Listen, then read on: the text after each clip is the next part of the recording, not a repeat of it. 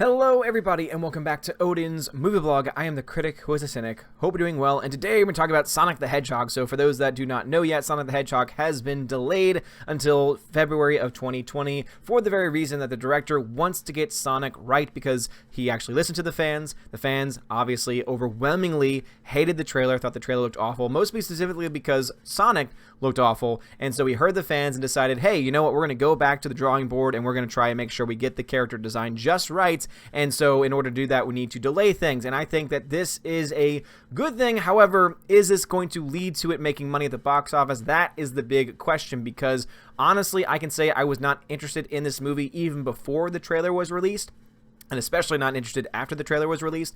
But I will say, having the director come out in this way, saying, hey, I've listened to the fan criticism, and I understand that the fans are the lifeblood of any franchise, that the fans are the ones that should be the lifeblood and driving force behind any franchise, that this is indeed going to have to be the focus of what we do with this franchise going forward, I think shows very clearly that more people than not are probably going to see this film when originally they had not planned to see it.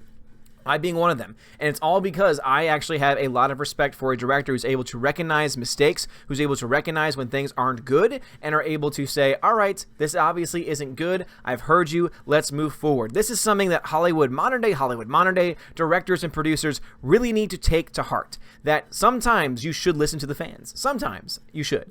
Now, obviously, there are times when you could subvert expectations, but when it's done for the purposes of forwarding a story, or for telling a story so unique and so different that it gets people excited, not to say that people are like, oh, I didn't see that coming and now I hate it, but to say, oh, I didn't see that coming, that was freaking awesome.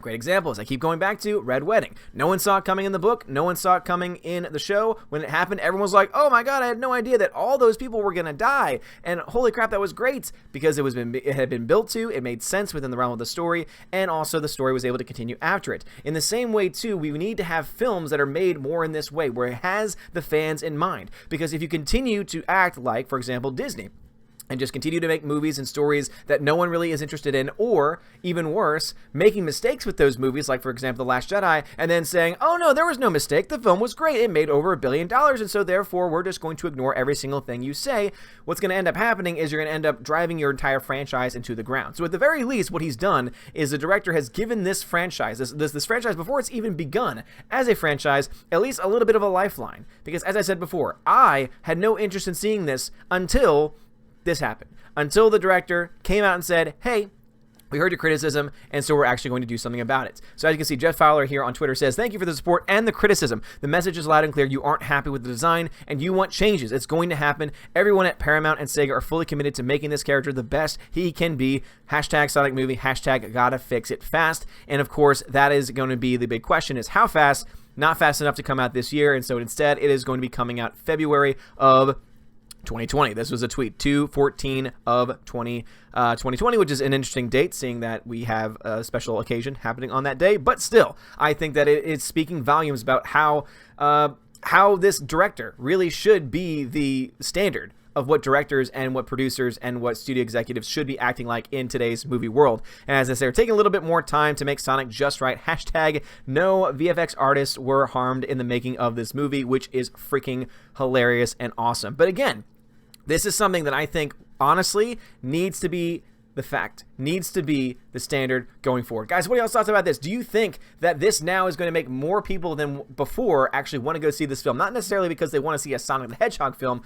but because they see that, oh wait, this is a director that's listening to the fans and is making changes, recognizing that the fans have valid criticisms, and so therefore I'm going to support it to support that mindset, and I want this film to do well, because then studios can say, hey, guess what? When you listen to the fans, you do better than what was expected. Or do you think that this is not going to make any difference whatsoever? Is this still going to keep you from going to see this movie? I honestly really do think when it comes to Avengers, when it comes to MCU, when it comes to Disney, when it comes to all the Disney properties that are coming forward, with all the damn remakes, with all the damn reboots, and of course with Star Wars being driven into the dirt, and with Avengers and the MCU seemingly going in the same direction, it would be really nice if we could finally start to get more people in Hollywood acting like this, actually listening to what fans have to say. Because guess what? Fans are not just fans. Fans are not just some ethereal other. Fans are consumers. Fans are consumers of products. And if the product isn't good, then the consumers are not going to buy the product again. They're not going to support the product again. And this is how you get people coming back, is you go and buy a product and the product You know, you go to buy a product or you get a little sneak peek at a product and it looks deficient. It looks like it's broken. And then you say, hey, I'm listening to your criticism. We're going to fix it and we're going to make it bigger and better than ever. What do you think? You think, oh, okay, well then I am more likely to actually try and see, okay, let's see what you have. Let's see what the next stage is going to be. Versus, oh, here's a very nice a nice packaged product and oh, it sucks. Oh, sorry, so sorry, can't help you, so sorry. Yeah, not likely going to come back to that franchise, right? That's why you see the state of Star Wars. That's why I think, honestly, Marvel is not going to be far off in following in the same direction. Endgame, to me, I think, was the end for a lot of people's ride along the Marvel Cinematic Universe. And if everything that is to be believed about all the rumors and about all of the words from Bob Iger and people like Kevin Feige himself saying that they're going to want to go in a certain direction, and especially when you have, you know, clips like from Captain Marvel coming out showing clearly that they are fully supportive of this really negative mindset of what they think about their fans, I honestly believe that they are about to go down a very dark road, and I don't think they're gonna like where they end up. But guys, I would love to hear your thoughts about this. Do you think this is a good idea? Are you more likely now to go see Sonic the Hedgehog? Do you think that there are other franchises and other directors and other, you know, studios that should probably take up this same thing? You know, I would say Disney, Lucasfilm being probably, you know, primary targets there, because I think honestly this is what the future should be. Because eventually it's going to get to the point where because tickets are getting so damn expensive, people are going to say, yeah, you know what, I'm going to stay home. Yeah, they don't care about what I have to say. They're not going to provide a product that's actually worth getting. Okay, I'm going to stay home.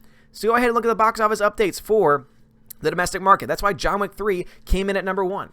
People love John Wick 3 because they listen to their fans. They go out of the way to try and support their fans. Endgame is doing well because Endgame has had over 11 years of build-up, and some of that time was prior to Disney. Detective Pikachu also listened to the fans, did a lot of fan service, and guess what? Got somebody in Ryan Reynolds that they knew was going to be able to bring life to the character that would make people actually want to see it. And so, as you can see up here, you have 3 movies, 2 of which listen to the fan base, listen to the consumers, trying to provide the consumers a product, and guess what? It's profitable. 1, building up over years and years and years, but it's starting to go in a direction where they're going to start to say, oh, we don't care about what the fans say. We're going to call them a bunch of racist man babies. Okay, sure, fine. Good luck with that. But guys, let me know your thoughts about this and all the other things we talked about today in the comments below. Also, if you like this video, smash the like button, give me a thumbs up, give me a subscribe. You're all amazing people. Have a wonderful day. And as always, God bless.